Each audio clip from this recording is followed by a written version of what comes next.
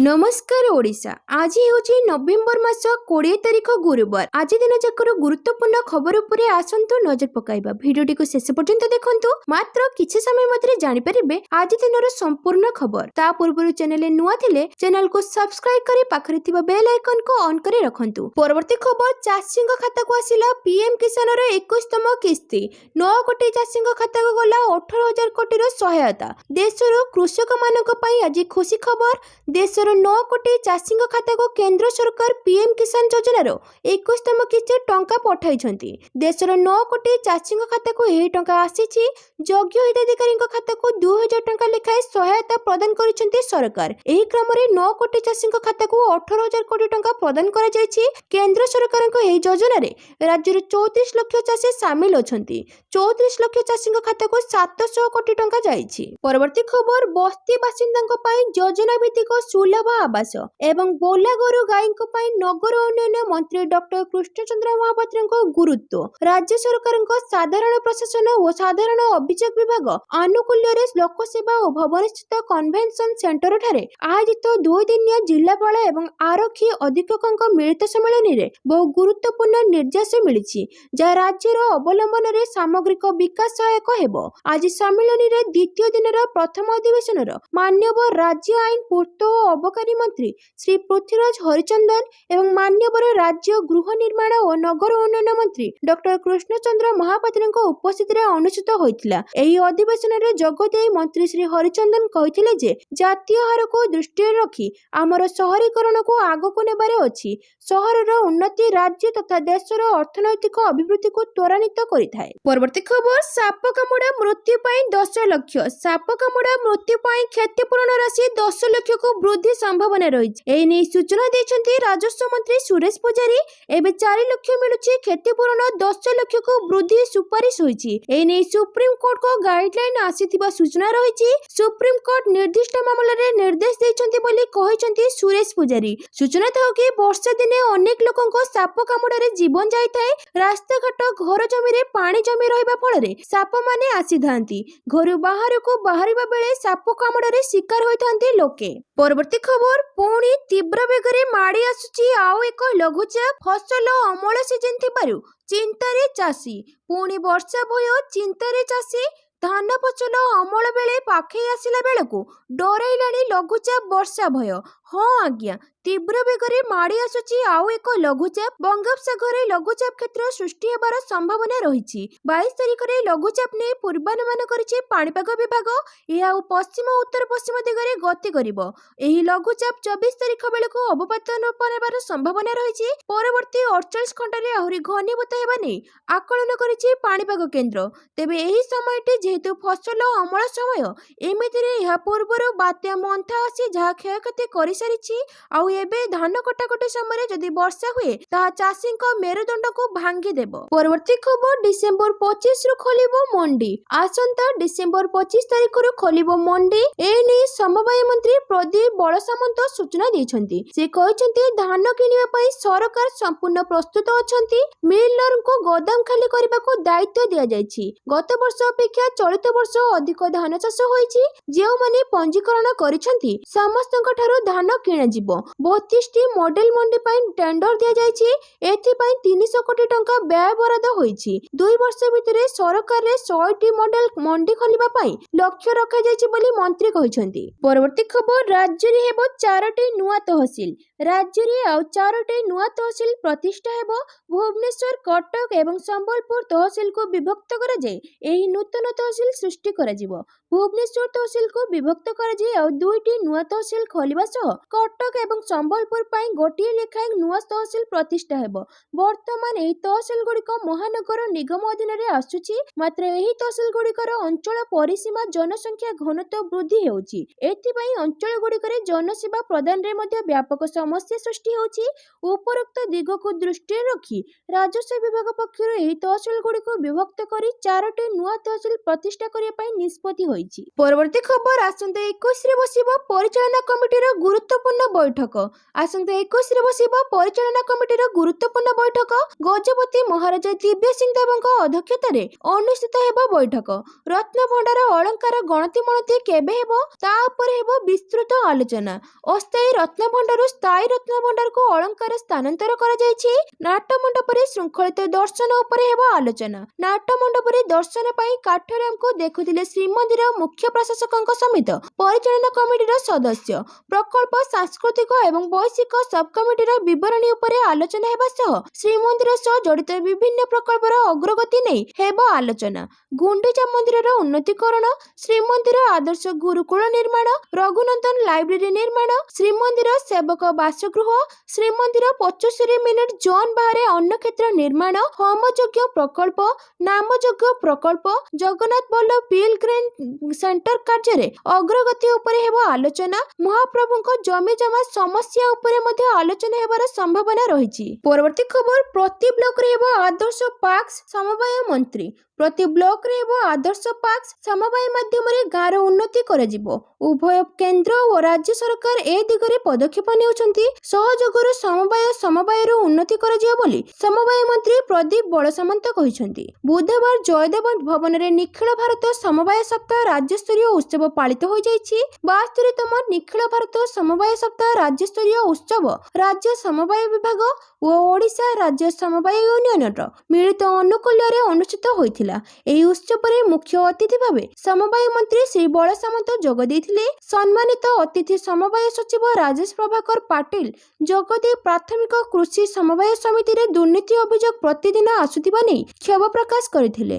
ତାହାକୁ ଦୂର କରିବାକୁ ପାର୍କସକୁ ଡିଜିଟାଇଜେସନ କରାଯିବ ବୋଲି ସୂଚନା ଦେଇଥିଲେ। ପରବର୍ତ୍ତୀ ଖବର, ଆଜିଠୁ ଶୀତରୁ ମିଳିବ ଆଶ୍ୱସ୍ତି। ତାପମାତ୍ରା 2ରୁ 3 ଡିଗ୍ରୀ ପର୍ଯ୍ୟନ୍ତ ବୃଦ୍ଧି ପାଇବ। ଗତ କିଛି ଦିନ ହେବ ଶୀତର ପ୍ରଭାବ ସାରା ରାଜ୍ୟରେ ଦେଖିବାକୁ ମିଳିଥିଲା।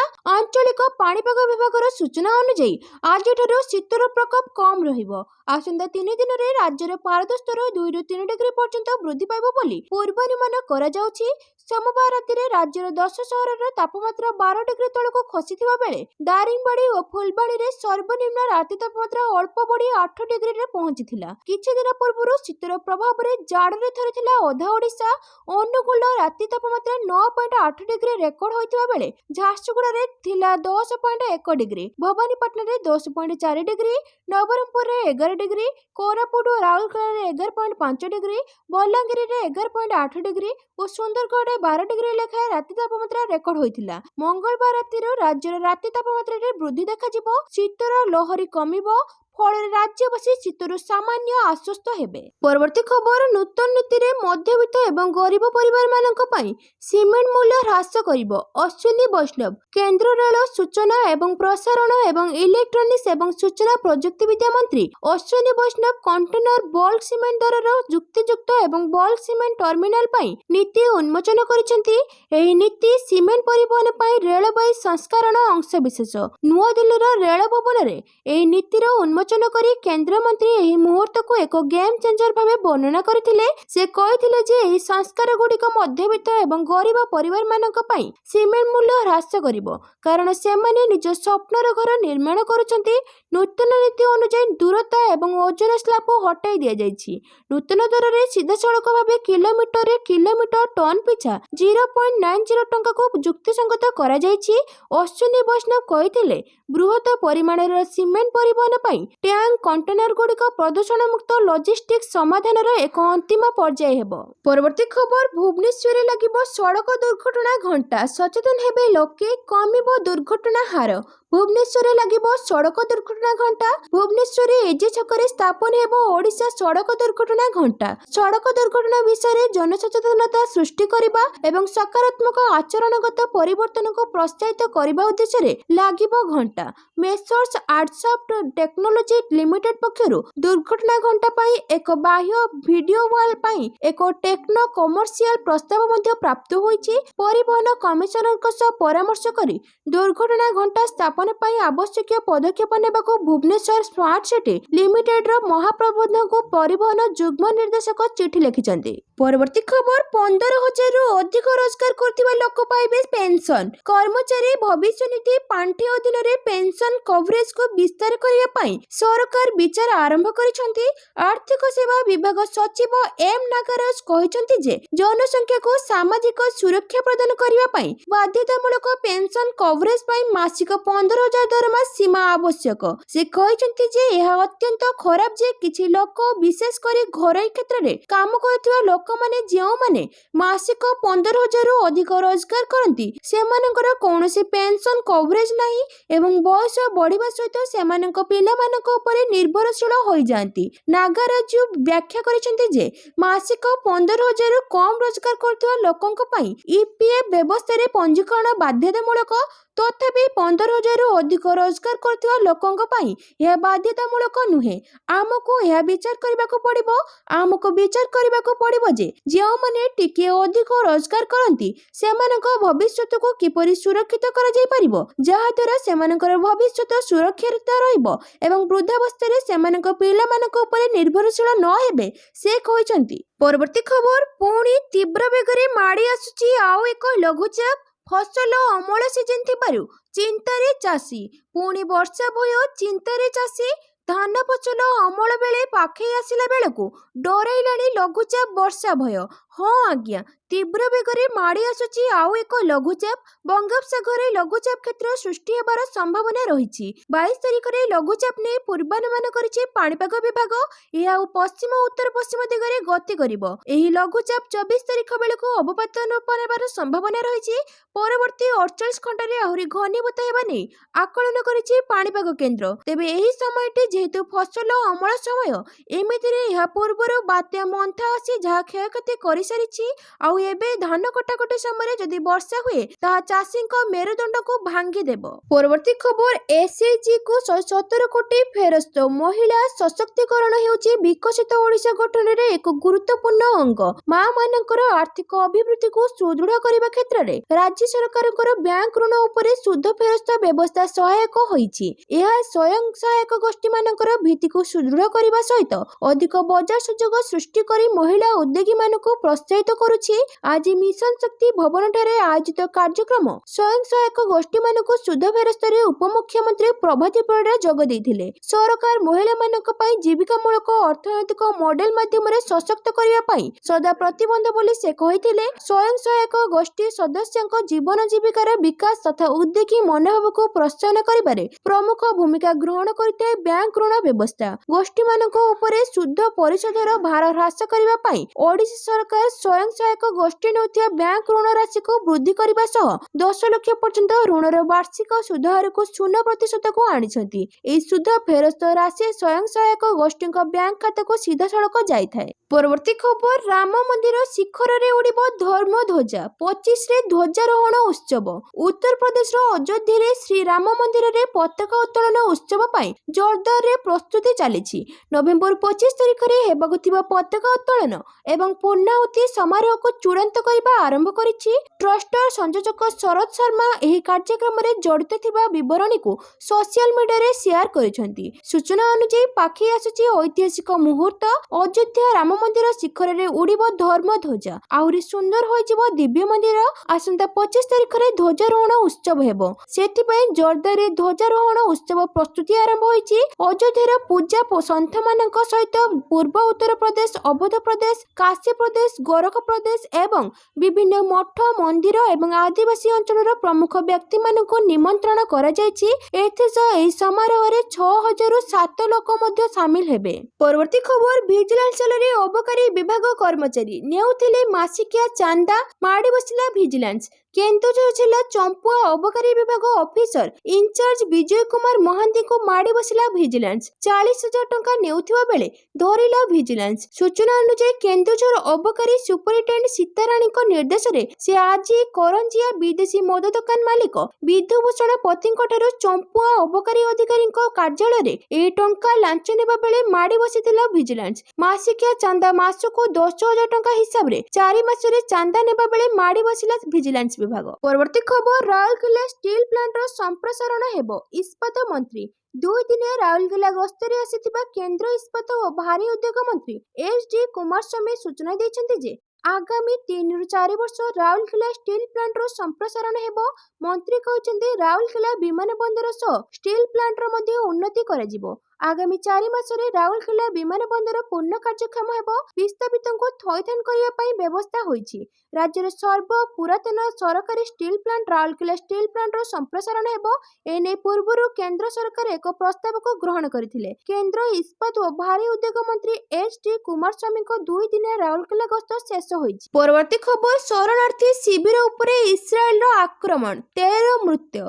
दक्षिण लेबानन रो एक पालेस्टाइन शरणार्थी शिविर उपरे इस्राएल एयर स्ट्राइक रे 13 जन को मृत्यु घटिथिबा बेले अनेक आहत होइछन्ति। एने राष्ट्रीय गणमाध्यम एवं सरकारी अधिकारी माने कहिछन्ति इस्राएली हिजबोला मध्य अस्त्रविरति हेबार 1 वर्ष परे एहा लेबानन उपरे सबुठारु घातक आक्रमण बोली कहा जाउछि। राज्य परिचालित जातीय समाचार एजेंसी कहिछि जे उपकूलवर्ती स्वीडन शहर उपकंठरे थिबा आइन एल हिलावे शरणार्थी शिविर रे एक मस्जिद रो पार्किंग स्थान रे कार उपरे ड्रोन आक्रमण होइथिला। लेबानन स्वास्थ्य मंत्रालय कहिछि एही एयर स्ट्राइक रे 13 जनक मृत्यु होइथिया बेले अनेक आहत होइछन्ति। आहत मृतकंको स्थानांतर करिया पई एम्बुलेंस नियोजित करा जाइछि। हमास योद्धा माने सांबादिक माननको घटनास्थल को पहुंचिबा को बारण करिछन्ति। परवर्ती खबर मध्य प्रदेश रे 7टी आयुर्वेदिक औषध ब्यान। मध्य प्रदेश रे 7टी आयुर्वेदिक औषध ब्यान। छिंदवाड़ा जिल्ला रे पुणी औषध नेला आउ एक शिशुर जीवन। बिछुआ अंचल रे एक 5 मासर शिशु कन्या संदेहजनक मृत्यु घटना रे तदंत परे 7टी आयुर्वेदिक औषध निम्नमानर बोली जणा पड़िथिला। एहा परे जिला आयुष विभाग तुरंत एही समस्त औषधर विक्रय एवं क्रय उपरे निषेध करिछि। अक्टोबर 30 तारिख रे बिछुआ शहर रे संदीप मिनट को 5 मासर झियो थंडा एवं काशरे पीड़ित थिला। चिकित्सा पई से कोरोथे मेडिकल स्टोर को जाइथिले जेउठारे से एक सीरीज एवं 16 पैकेट औषध किଣିଥିଲେ। परिवार अनुसार औषध खाइबार किछि समय परे शिशुटीर अवस्था खराब हो जाइथिला एवं तार मृत्यु होइथिला। परिवार आयुष विभाग रे अभियोग करथिले। परवर्ती खबर आईसीसी रैंकिंग 1 नंबर स्थान रो हटिले रोहित शर्मा। अंतर्जातीय क्रिकेट काउंसिल सद्य प्रकाशित दिनिकिया रैंकिंग रे भारतर रोहित शर्मा शीर्ष स्थान रो खसी आसिछन्ति।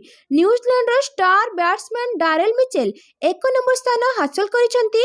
वेस्ट इंडीज विपक्ष रे से शतक हासिल करबा तांको फायदा पहुंचाइथिला। यह तांको कैरियर रो सप्तम शतक थिला। न्यूजीलैंड रो द्वितीय खेलाड़ी भाबे से शीर्ष स्थान रे हातीछन्ति। 1979 रे ग्लेन टर्नर प्रथम थर पई शीर्ष स्थान हासिल करिथिले। परवर्ती खबर भुवनेश्वर रे चिंता बढ़ाउची वायु प्रदूषण। राजधानी रे चिंता बढ़ाउची वायु प्रदूषण। लगातार 1 सप्ताह हेबो राजधानी भुवनेश्वर रे वायु प्रदूषण मान खराब स्तर रे रहिछि। नवेम्बर मासरे वायुर एभली मान खोद राज्य प्रदूषण बोर्ड रो चिंता बढ़ाइछि। राज्य रे विशेष भाव रे शीत ऋतु रे अर्थात डिसेंबर परठारु जनवरी 15 मध्य रे वायुर मान निम्न स्तर को जाए। हेले चलित वर्ष नवेम्बर मासरु ही वायुर मान एभली निम्न स्तर को जीव नै चिंता बढ़िछि। से भली चलित वर्ष नवेम्बर मासरे शीतर प्रभाव अधिक थिबारु भुवनेश्वर एक्यूआई मान खसिछि बोली राज्य प्रदूषण बोर्ड पक्षरु कुहा जाइछि। भुवनेश्वर समेत कटक अनुगुल बालेश्वर तालचेर एवं कलिंगनगर रे मध्य नवेम्बर मासरे वायुर मान निम्न स्तर रे रहिछि। परवर्ती खबर भारत रे बढ़ुछि एंटीबायोटिक मेडिसिन रो व्यवहार। देश रे बढ़िबारे लागिछि एंटीबायोटिक मेडिसिन रो मात्राधिक व्यवहार जाहाकु नै चिंता प्रकट करिसेंति केंद्र स्वास्थ्य मंत्री। मात्राधिक एंटीबायोटिक व्यवहार आगु को गंभीर स्थिति उपजि पारे बोली कुहा जाउछि। दी लैंसेट पक्षरु प्रकाशित रिपोर्ट अधिक चिंता प्रकट करिछि। पूर्व अपेक्षा कोविड परठारु व्यवहार मात्राधिक होई जाइछि। मेडिसिन स्टोर रु अति सहजरे उपलब्ध रहउथिबा बेले लोके याकु व्यवहार करूछन्ति। विश्वस्तरीय अध्ययन रो जणा पड़िछि जे भारतीय रोगी माने अधिक दुर्बल, विशेष करी जेउ माने दीर्घकालीन फुसफुस रोग हृदयघात रोग रे पीड़ित एवं जेउ माने बारंबार एंटीबायोटिक औषध आवश्यक करंती। विश्वस्तरीय अध्ययन समय डाक्तर माने भारत, इटाली, युक्तराष्ट्र एवं नेदरलैंड रो डाक्तरखाना गुडी ଦିନକରେ 1200 ରୋଗୀଙ୍କୁ ପରୀକ୍ଷା କରିଥିଲେ। ଏମାନଙ୍କ ମଧ୍ୟରୁ ଭାରତୀୟ ରୋଗୀଙ୍କ ଠାରେ ପ୍ରତିରୋଧୀ ଜୀବାଣୁର ପ୍ରଚଳନ ଅସାଧାରଣ ଭାବରେ ଅଧିକ ଥିଲା। ଡାକ୍ତରମାନେ କହିଛନ୍ତି ଯେ ଚିହ୍ନଟ ହୋଇଥିବା ଅଧିକାଂଶ ଜୀବାଣୁ ଶେଷ ଉପରେ ଆଣ୍ଟିବାୟୋଟିକ୍ ପ୍ରତି ପ୍ରତିକ୍ରିୟା କରନ୍ତି ନାହିଁ। ତୁଳନାତ୍ମକ ଭାବରେ ଇଟାଲୀରେ 31.5%, ଯୁକ୍ତରାଷ୍ଟ୍ରରେ 20% ଏବଂ ନେଦରଲ୍ୟାଣ୍ଡରେ କେବଳ 10.8% ରୋଗୀଙ୍କ ଠାରେ ଏହି ହାର ମିଳିଥିଲା। ପରବର୍ତ୍ତୀ ଖବର, ଆନ୍ଧ୍ରପ୍ରଦେଶର ବିଭିନ୍ନ ଜିଲ୍ଲା ପୋଲିସ ଦ୍ୱାରା 50 ନକ୍ସଲ ଗିରଫ, 50 ମାଓବାଦୀ ଗିରଫ। ଆନ୍ଧ୍ର ଓଡ଼ିଶା ସୀମାରେ ବଡ଼ ଧରଣର ସର୍ଚ୍ଚ ଅପରେସନ। 50 ସିପିଆଇ ମାଓବାଦୀଙ୍କୁ ଗିରଫ କଲେ ସୁରକ୍ଷାକର୍ମୀ। କ୍ରିଷ୍ଣା, ଏଲୁର, ଏନ୍ଟିଆର, ବିଜୟୱାଡା, କାକାନାଡା କଣାସୀମାରୁ ଗିରଫ। ସବୁ ମାଓବାଦୀ ଦକ୍ଷିଣ ବସ୍ତର ଓ ଦଣ୍ଡକାରଣ୍ୟ ଡିଭିଜନର। ଗିରଫଙ୍କ ମଧ୍ୟରେ 23 ପ୍ଲାଟୁନ ମାଓ ସଦସ୍ୟ, 5 ଡିଭିଜନାଲ କମିଟି ମେମ୍ବର। ଗିରଫ ମାଓବାଦୀଙ୍କ ମଧ୍ୟରେ ଅଛନ୍ତି 19 ଜଣ ଏରିଆ କମିଟି ସଦସ୍ୟ ଥିବା ଇଣ୍ଟେଲିଜେନ୍ସ ଏଡିଜି ମହେଶ ଚନ୍ଦ୍ର ଲଡ୍ଡା ସୂଚନା ଦେଇଛନ୍ତି। ସେପଟେ ଅସ୍ତ୍ର ଛାଡ଼ି ମାଓବାଦୀଙ୍କୁ ଆତ୍ମସମର୍ପଣ କରିବାକୁ ପୂର୍ବତନ ମାଓ କମାଣ୍ଡରଙ୍କ ଅପିଲ। ଗତକାଲି ହିଡ୍ମାର ମୃତ୍ୟୁ ପରେ ଭିଡିଓ ଜାରି କରିଛି ଭୂପତି। ପରବର୍ତ୍ତୀ ପରିସ୍ଥିତିରେ ଅସ୍ତ୍ର ଧରି ସଂଗ୍ରାମ କରିବା ସମ୍ଭବ ନୁହେଁ। ଅସ୍ତ୍ର ପାଇଁ ଆମେ ବହୁତ କିଛି ହରାଇଛୁ, ଅନେକ କ୍ଷତି ସହିଛୁ ବୋଲି ଭୂପତି କହିଛନ୍ତି। ଲୋକଙ୍କ ସମସ୍ୟାର ସମାଧାନ ସମ୍ବିଧାନ ଜରିଆରେ ହୋଇପାରିବ। ଏବେ ସମୟ ବଦଳିଛି, ଦେଶ ବଦଳିଛି, ପରିସ୍ଥିତି ବଦଳୁଛି। ତେଣୁ ଅସ୍ତ୍ର ଛାଡ଼ି ଲୋକଙ୍କ ପାଖକୁ ଯିବାକୁ ପଡ଼ିବ ବୋଲି କହିଛନ୍ତି ଭୂପତି। ପରବର୍ତ୍ତୀ ଖବର, ଭାରତ ସୀମା ପାର କରି ଆକ୍ରମଣ କରିପାରେ, ଖ୍ୱାଜା ଆସିଫ। ଡରି ଡରି ବଞ୍ଚୁଛି ଆତଙ୍କିସ୍ତାନ। ପହଲଗାମ ପରେ ପାକିସ୍ତାନ ଉପରେ ହୋଇଥିବା ଆକ୍ରମଣ ଭୟ ପୁଣି ଘାରିଛି। ସ୍ଥଳସେନା ମୁଖ୍ୟ ଉପେନ୍ଦ୍ର ଦ୍ୱିବେଦୀଙ୍କ 88 ଘଣ୍ଟା ଟ୍ରେଲର ବୟାନ ପରେ ଛାନିଆ ହୋଇଛି ଆତଙ୍କିସ୍ତାନ। ଭାରତ ପୁଣି ପାକିସ୍ତାନ ଉପରେ ଆକ୍ରମଣ କରିପାରେ ବୋଲି କହିଛନ୍ତି ପାକ୍ ପ୍ରତିରକ୍ଷା ମନ୍ତ୍ରୀ ଖ୍ୱାଜା ଆସିଫ। ଭାରତର ଆର୍ମି ଚିଫଙ୍କ ବୟାନକୁ ପାକିସ୍ତାନ ଅଣଦେଖା କରିବ ନାହିଁ। ଭାରତ ସୀମା ପାର କରି ଆକ୍ରମଣ କରିପାରେ ବୋଲି କହିଛନ୍ତି ପ୍ରତିରକ୍ଷା ମନ୍ତ୍ରୀ। ଏକ କାର୍ଯ୍ୟକ୍ରମରେ ପାକିସ୍ତାନ ପ୍ରତିରକ୍ଷା ମନ୍ତ୍ରୀ ଖ୍ୱାଜା ଆସିଫ ମିଥ୍ୟା ଏବଂ ଆଧାରହୀନ ତଥ୍ୟ ଦେଇ କହିଛନ୍ତି ଆଫଗାନିସ୍ତାନ ଅନୁପ୍ରବେଶକୁ ସଂଗଠିତ କରେ, ଏଥିରେ ଭାରତ ଭୂମିକା ଗ୍ରହଣ କରେ। ଆଫଗାନିସ୍ତାନ ଆତଙ୍କବାଦୀଙ୍କ ପାଇଁ ଏକ କେନ୍ଦ୍ର ପାଲଟିଛି। ଭାରତ ଚାହୁଁନାହିଁ ପାକିସ୍ତାନ ଆଫଗାନିସ୍ତାନ ସେମାନଙ୍କର ସମସ୍ୟାର ସମାଧାନ କରୁ। କାବୁଲ ଆତଙ୍କବାଦୀଙ୍କ ପାଇଁ ସ୍ୱର୍ଗ ପାଲଟିଛି। ପାକିସ୍ତାନ କୌଣସି ପ୍ରକାର ଭାରତକୁ ବିଶ୍ୱାସ କରିପାରିବ ନାହିଁ। ଭାରତ ସୀମା ପାର ଆକ୍ରମଣ ପାଇଁ ଚେଷ୍ଟା କରିବ। ପରବର୍ତ୍ତୀ ଖବର, ଜାତୀୟ ଜଳ ପୁରସ୍କାର। ଶ୍ରେଷ୍ଠ ପ୍ରଦର୍ଶନକାରୀ ଜିଲ୍ଲା ମଧ୍ୟରେ ଓଡ଼ିଶାର 5 ଜିଲ୍ଲା। ଭାରତର ରାଷ୍ଟ୍ରପତି ଦ୍ରୌପଦୀ ମୁର୍ମୁ ନୂଆଦିଲ୍ଲୀର ବିଜ୍ଞାନ ଭବନରେ ଷଷ୍ଠ ଜାତୀୟ ଜଳ ପୁରସ୍କାର 2024 ଏବଂ ଜଳ ସଞ୍ଚୟ ଜନଭାଗିଦାରୀ ପୁରସ୍କାର ପ୍ରଦାନ କରିଛନ୍ତି। ଜଳ ସଂରକ୍ଷଣ ଏବଂ ପରିଚାଳନା କ୍ଷେତ୍ରରେ ଅନୁକରଣୀୟ କାର୍ଯ୍ୟ ପାଇଁ 10ଟି ବର୍ଗର ମିଳିତ ବିଜେତାଙ୍କ ସମେତ 46 ଜଣ ବିଜେତାଙ୍କୁ ପୁରସ୍କୃତ କରାଯାଇଥିଲା। ପ୍ରତ୍ୟେକ ପୁରସ୍କାର ବିଜେତାଙ୍କୁ ଏକ ପ୍ରଶସ୍ତି ପତ୍ର, ଏକ ଟ୍ରଫି ଏବଂ କିଛି ବର୍ଗରେ ନଗଦ ପୁରସ୍କାର ପ୍ରଦାନ କରାଯାଇଥିଲା। ଚଳିତ ବର୍ଷ ମୋଟ 100ଟି ପୁରସ୍କାର ପ୍ରଦାନ କରାଯାଇଥିବା ବେଳେ ଏଥିରେ 3ଟି ଶ୍ରେଷ୍ଠ ପ୍ରଦର୍ଶନକାରୀ ରାଜ୍ୟ, 66ଟି ଜିଲ୍ଲା, 6ଟି ନଗର ନିଗମ, ଗୋଟିଏ ପୌର ସଂସ୍ଥା, 2ଟି ସହଭାଗୀ ମନ୍ତ୍ରଣାଳୟ ବିଭାଗ, 2ଟି ଶିଳ୍ପ, 3ଟି ଏନଜିଓ, 2ଟି ସ୍ୱେଚ୍ଛାସେବୀ ବ୍ୟକ୍ତି ବିଶେଷ ଏବଂ 14 ଜଣ ନୋଡାଲ ଅଧିକାରୀ ଅନ୍ତର୍ଭୁକ୍ତ। ଶ୍ରେଷ୍ଠ ପ୍ରଦର୍ଶନକାରୀ ଜିଲ୍ଲାଗୁଡ଼ିକୁ ବର୍ଗ 1ରେ ପ୍ରତ୍ୟେକଙ୍କୁ 2 କୋଟି ଟଙ୍କା, ବର୍ଗ 2 ଏବଂ 3ରେ ଥିବା ଜିଲ୍ଲାଗୁଡ଼ିକୁ ଯଥାକ୍ରମେ 1 କୋଟି ଟଙ୍କା ଏବଂ 25 ଲକ୍ଷ ଟଙ୍କା ପ୍ରଦାନ କରାଯାଇଛି। ଶ୍ରେଷ୍ଠ ପ୍ରଦର୍ଶନକାରୀ ଜିଲ୍ଲା ମଧ୍ୟରେ ଓଡ଼ିଶାର ଗଞ୍ଜାମ, ମୟୂରଭଞ୍ଜ, କଳାହାଣ୍ଡି, ରାୟଗଡ଼ା, କଟକ ତୃତୀୟ ବର୍ଗରେ ପୁରସ୍କୃତ ହୋଇଛନ୍ତି। ଏସବୁ ଜିଲ୍ଲାରେ ବିଭିନ୍ନ ଜଳ ପ୍ରକଳ୍ପକୁ ସଫଳତାର ପୂର୍ବକ କାର୍ଯ୍ୟକାରୀ କରିବା ଲାଗି ପ୍ରତ୍ୟେକ ଜିଲ୍ଲାକୁ 25 ଲକ୍ଷ ଟଙ୍କା ଲେଖାଏଁ ପୁରସ୍କାର ରାଶି ପ୍ରଦାନ କରାଯାଇଛି। ଗଞ୍ଜାମ ଜିଲ୍ଲାରେ 9402ଟି କାର୍ଯ୍ୟ ସମ୍ପୂର୍ଣ୍ଣ ହୋଇଥିବା ବେଳେ ମୟୂରଭଞ୍ଜ, କଳାହାଣ୍ଡି, ରାୟଗଡ଼ା, କଟକ ଜିଲ୍ଲାରେ ଯଥାକ୍ରମେ 15141, 6678, 8237, 5572ଟି ଲେଖାଏଁ କାର୍ଯ୍ୟ ସମ୍ପୂର୍ଣ୍ଣ ହୋଇଛି।